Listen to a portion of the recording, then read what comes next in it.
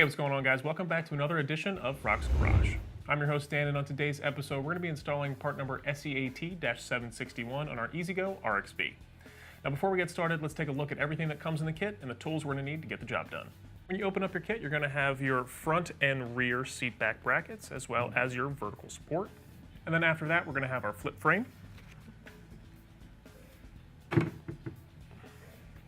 And after that, we have our foot plate. Next up, we have our rear seat back and seat bottom cushions. And finally, we have our handrails, our footplate brackets, our seat back support boots, and finally, our box of hardware. Now that we've taken a look at all of the parts, let's take a look at the tools we're going to need to perform the installation. First up, we have a cordless drill with a 3/8 drill bit. We have our cordless impact gun. We have a socket wrench and extension with a T25, a T45, a 15 millimeter, an 11/16, and a 17 millimeter socket.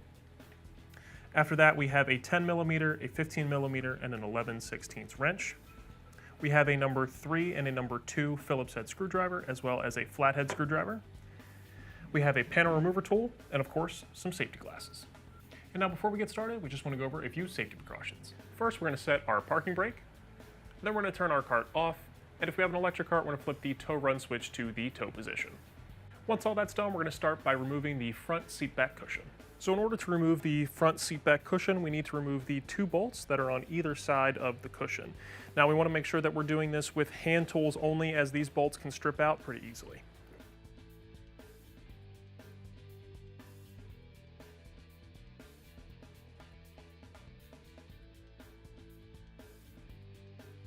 Now that we've removed the front seat back cushion, we're going to go ahead and disconnect the top struts from the seat back brackets.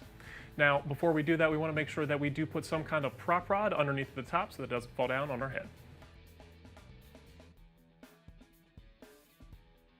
Now that our top struts are disconnected, our next step is to remove our sweater basket assembly, and we're going to do that by removing the 2 bolts at the bottom of each post.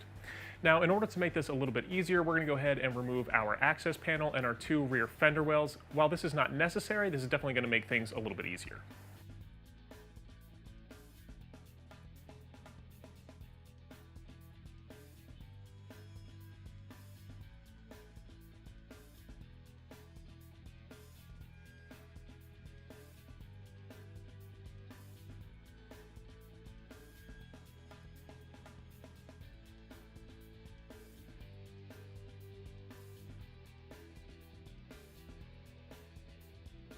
Now that our sweater basket assembly is removed, we can go ahead and also remove the factory boots that came with that sweater basket assembly.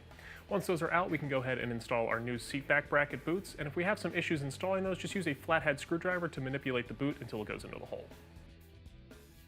Now our next step is to install our new seat back brackets. Now, in order to determine what side is what, we want to make sure that with the capped end of the bracket facing up, that the tab for the flip frame is facing the inside of the cart.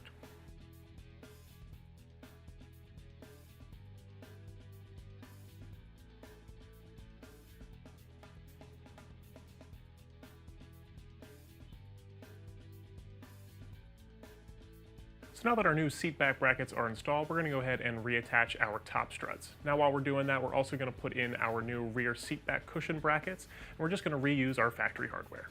So when we're installing these new rear seat back brackets, we want to make sure that the slope for the bracket faces up and the bend for the bracket faces the inside of the cart.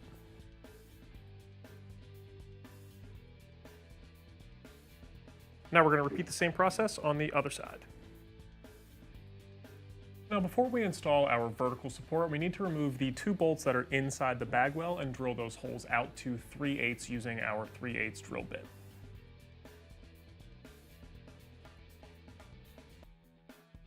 So now with the holes drilled out, we can go ahead and install our vertical support.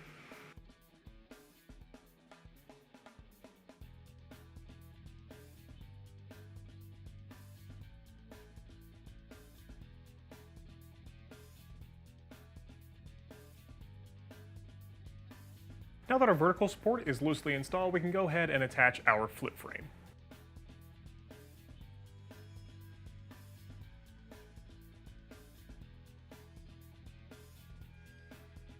So now that our foot frame is loosely installed, we can go ahead and install our foot plate. Now that our foot plate is attached, we can go ahead and attach our foot plate brackets as well as our handrails. Once those are on, we can go back through the entire kit and tighten everything down.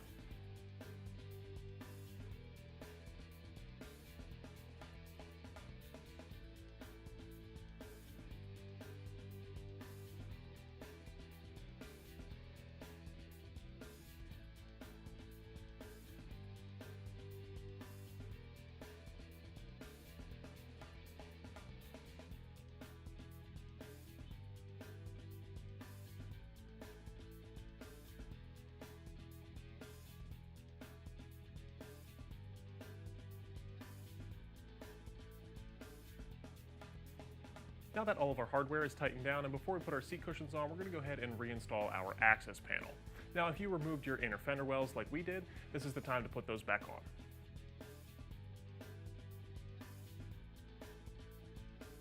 Now that your access panel is reinstalled, we can go ahead and install our front seat back cushion.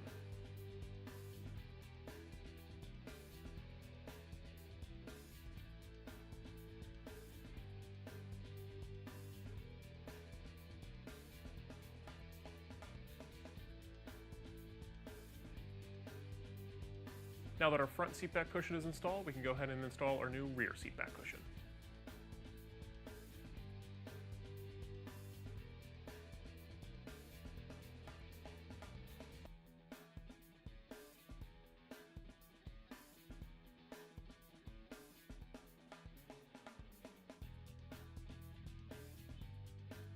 So now that our two seat back cushions are installed, we can go ahead and install our new rear seat bottom cushion.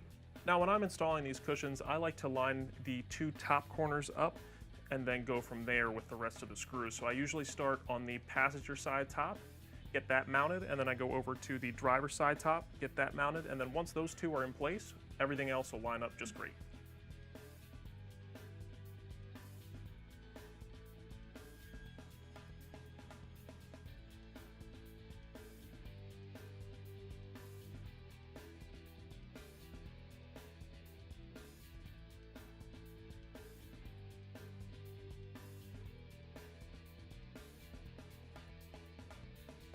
Now, if you're going to be installing our 88-inch extended top along with this seat kit, you would need to use part number TOP-0108, and those are the new rear struts for the extended top on our 700 series seat kits.